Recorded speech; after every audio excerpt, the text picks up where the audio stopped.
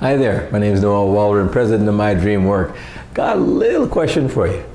Are you a procrastinator? Do you procrastinate even just a little bit? I'm talking about, when you put off doing those things that you know that you ought to be doing, but you're not doing them. So just as an example, just to see if I'm talking to the right person, if you ever found yourself saying, well, I don't have the time right now. I'm super busy. I'm not a procrastinator. I just work better under pressure.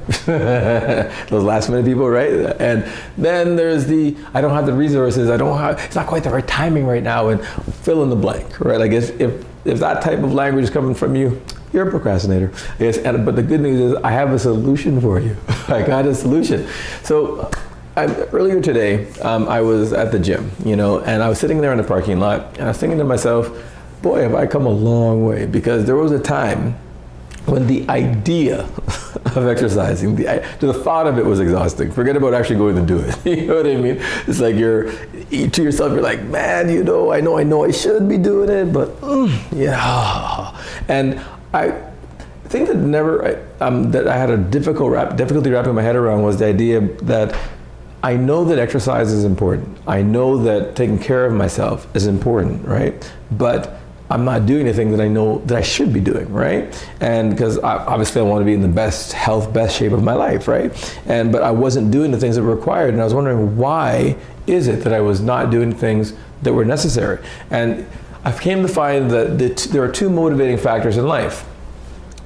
One is pain, and the other one is, drumroll please, pleasure. Yeah. So these are the two motivating factors in life. Y'all gonna have to excuse my writing. My mom said I should have been a doctor, my doctoral script, writing prescriptions.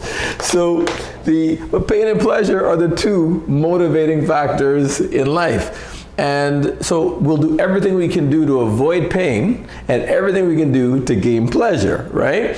Now, I'll draw a little circle here to actually illustrate something. So I have a little bit more space. So I want you to take a look at this circle. Now, let's imagine that this is the mind, okay? And the mind is broken up into two parts. We've got the conscious mind, which is this portion right here, which is also called the thinking mind. And so on a conscious level, you can choose to accept or reject any idea. Anything that you say that you want or that you're going after, that vision, that goal, whatever the case may be, those are all conscious level decisions, okay? Those are things that you're actively thinking about, okay? The other part of the mind is called the subconscious mind. And the subconscious mind has been referred to as the emotional mind. Okay, so whatever you're feeling is a reflection of what's going on in the subconscious, right? And so when it came down to this feeling thing, the feeling thing is ultimately what dictates what you're going to do or you're not going to do. So you choose your thoughts cause your feelings are expressed through your body in your actions. I already told you about the writing thing, right? Or your inactions. Okay? So for me, when it came to exercising in the gym, consciously, I want to be in the best health, the best shape of my life. You want to look in that mirror and be like, you, look at you, look at that form. What?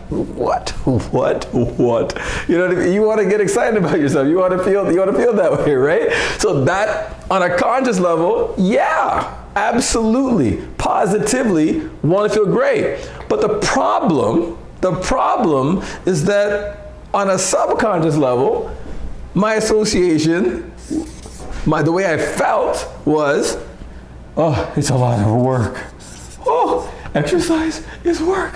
It's exhausting.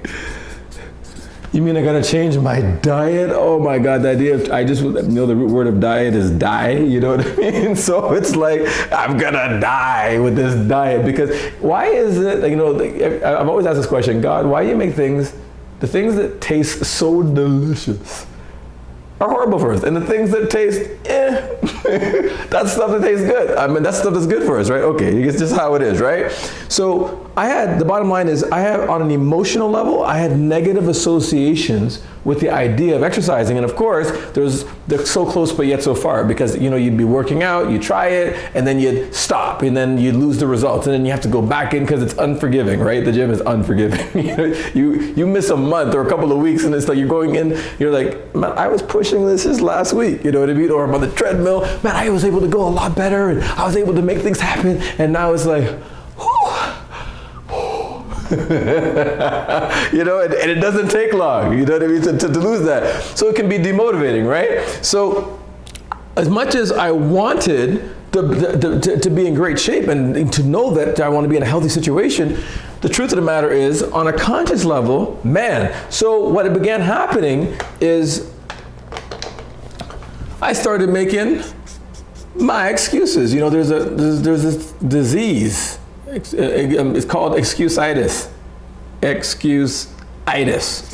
Excuse-itis. It's a serious disease that's like crippling the planet. We constantly have to make excuses about why we're not doing the thing that we know we ought to be doing, right?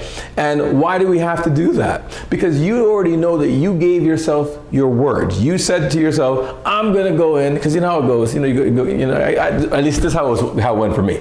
I would go to the gym and I'd be like, yeah, I'm signing up. I'm ready to go. Yeah, give me the supreme package. Yeah, because this time it's gonna happen. This time it's gonna get done. Yeah, no, I don't care. I made a decision. I have a New Year's resolution. It's gonna happen this time for sure. No joking, no kidding, no playing around. It's gonna get done. Ha, right. Anybody know what I'm talking about? So what would happen is that I would go, for the first couple of weeks. You're with me? Like, you would go for the first couple of weeks, and you're excited, you're in there, you're starting to feel a little bit, you're happy with yourself, right? You're in there like, yeah, look at me, yeah, oh yeah, come on. Yeah, I got this, no problem. Yeah, you see this? My warm-up is your workout, okay? Right? And then, you start, I'm looking in the mirror, I'm pumping, yeah. Oh yeah, because there's a couple of weeks in, although you're feeling it, you're not really seeing the result. You're like, I feel like I'm an inch. Yeah, I think I can feel the inches coming. Yes, I'm just get it. You feel like something's actually happening, and and you're feeling good about yourself. But then, a couple of weeks later,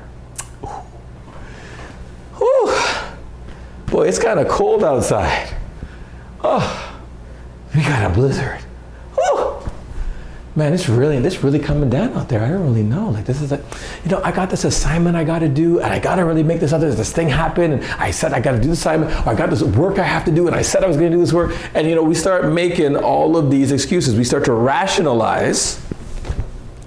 We start to rationalize why we're not taking action, right? What's a rationalization? It's a justification for not taking the action. And why do you have to do that? Because, first of all, one of my mentors actually told me, oh my God, my spelling is horrible today. But y'all know what I'm saying. It means to say rationalize. So you don't have to be perfect, right? That's the beautiful part about it. And you can still win. So you rationalize to yourself. What you're really doing is you're telling yourself rational lies. You are lying to yourself, and you have to lie to yourself. Why do you got to lie to yourself? Why do you got to lie? Because internally you know that you gave your word, and you don't want to break your word to yourself. Think about this. How many of us have friends or people that we know who break promises? People who tell you, yeah, I'm going to do this. Yeah, I'm going to make this happen for you. Yeah. You know the yeah land, right? Like this is your yeah land friends, like those people, right? And so those people who continually break the word to you, after a while, how do you begin to feel about those folks? Come on. After a while, you don't trust them anymore, right? Because you know their word doesn't mean a whole hell of a lot. They're well-intentioned, but they don't follow through. They don't make things happen. And so what's happening is that you have to be able to justify not keeping your word to yourself. Are you getting what I'm saying? I guess, right. So this is what's happening. So we're telling ourselves rationalize to justify not taking the action. And it has to sound like a really intelligent reason, because there would be no good reason for you not to be taking care of your health. No real good reason for you not to want to be in the best shape of your life. There's no real good reason to justify it. So you're going to have to come up with something that's really, that makes yourself feel better about yourself making the decision not to keep your word, right? So as we're going through here, so for myself, I used to tell myself the same lies. And the truth of the matter is, we have to learn to become far more honest with ourselves. We have to be honest, tell the truth. You know what I mean? You have to be honest with yourself. And the truth it was for me, I wasn't going to do it. I was not going to exercise if I didn't have somebody holding me accountable. That's just a fact, period. You know what I mean? And that's just the truth that I began to learn about myself. There's other people who may be more self-disciplined, you know what I mean? But I just wasn't that person, at least as far as exercising was concerned, right? And so I needed to have accountability. So I got a trainer, and I paid for this trainer because I know that for me, I will skip out on meetings for myself, but I won't do it for somebody else. I won't waste somebody else's time. If I tell somebody else I'm going to do X, that's what's going to happen. That's what's going to be, right? So to me, I had to find a way to get emotionally involved with going to the gym. And so for me, my commitment to my trainer, is what I got emotionally involved with. That was what I got emotionally involved with, because I don't want to, first of all, he's a person who respects me, you know what I mean? He was actually one of my students, one of my graduates.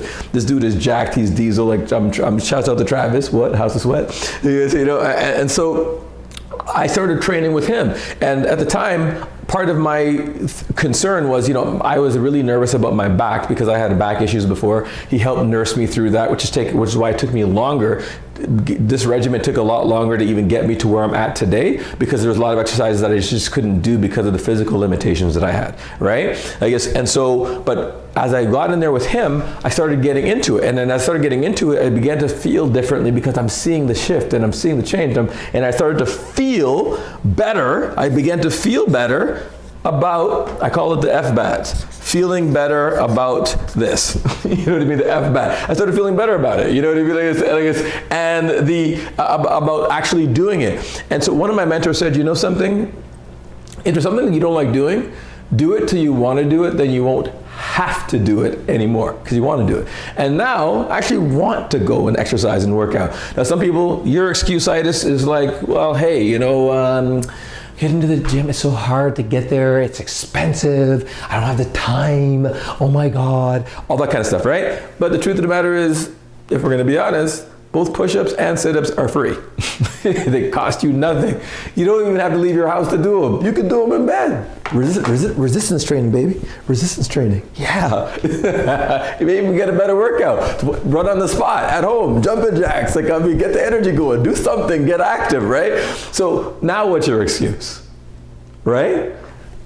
We're telling ourselves rational lies, and it's time that we're honest with ourselves. The truth of the matter is that a lot of us, we have great intentions about the things that we say that we want to do. But the truth is, without accountability, without support, without guidance, it's not going to happen. And it's not just for being in shape. It comes in for all areas of life, whether it comes to our careers, our businesses, our relationships, our financial situation, becoming financially literate, all of these things. A lot of us have great intention, but the truth of the matter is we're just not going to follow through without support and guidance. And so for myself, for the last 8 years, I've been helping people from all over the world learn how to get in control over their emotional state. And I just gave you one out of 20 different leverage tools that you can use in order to get past procrastination in one particular sense. But it can be applied across the board in all the different areas of our lives. So I wanted to take this moment to invite you out to one of the webinars that we're going to be running. They're totally free. And I want to share with you some more concepts. I want to go much deeper with you to share with you how procrastination can be beaten very, very quickly. And how, I just want you to imagine the things that you've been putting off doing. How different would your life look if procrastination wasn't a part of your life? I think it's fair to say that for most of us, it would look a hell of a lot better than it does. Fair? If that's the case, click on the link and share it with friends. It's going to be a lot of fun, really, really cool. And I'm looking forward to connecting with you, working with you, and giving you some concepts, but most important, support in order to help you once and for all beat procrastination. Click on the link and we'll see you there. Have a powerful day.